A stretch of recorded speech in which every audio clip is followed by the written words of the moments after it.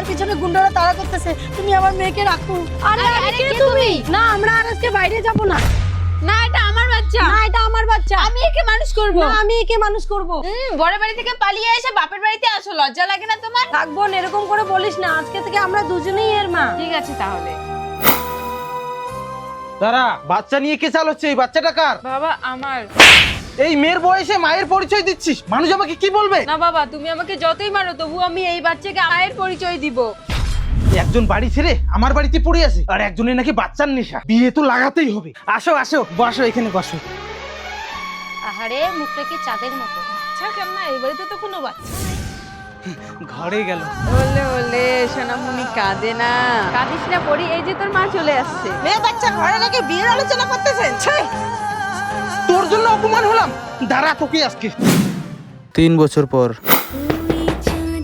আমার মেয়ে। আরে কে আপনি? কাকে খুঁজতেছেন? 3 বছর হয়ে গেল এই বাড়িতে আমরা থাকি, আর যারা ছিল তারা চলে গেছে। 3 বছর পর খুঁজলে মা তার বাচ্চাকে পাবে, আমারই কপালের দোষ। আরে এটা কার বাচ্চা ফাঁকা রাস্তায় পড়ে আছে? আরে মা, তোর বাড়ি কোথায়? চল নিয়ে চল তোদের বাড়িতে। দাদা দিদি, বাড়িতে কেউ আছেন? আপনার বাচ্চাটা ওইদিকে চলে গেছে। তুমি দাও আমার বাচ্চাকে। তাহলে এটা আমার মেয়ে? হ্যাঁ তোমার ছিল, কিন্তু এখন না। দিদি হাত জোড় করছি, আমার বাচ্চাকে আমাকে ফিরিয়ে দাও। কিন্তু এর মা আমি যে একা না, কিভাবে তোমাকে ফিরিয়ে দিব? দাঁড়াও, না না, আমার মেয়েকে আমি কাউকে দিব না। জন্ম দিলে মা হওয়া যায় না। এই 3 বছরে ওর আমি মায়ায় পড়ে গেছি। আমি প্রতিজ্ঞা করছি যে আর কোনোদিন বিয়ে করব না। হ্যাঁ ঠিকই বলেছে। ঠিক আছে, আমি মায়ের কষ্টটা বুঝতে পারলাম। আমার মেয়ে তোমার কাছেই থাকবে, কিন্তু আমি মাঝে মাঝে এসে খোঁজ নিয়ে যাব।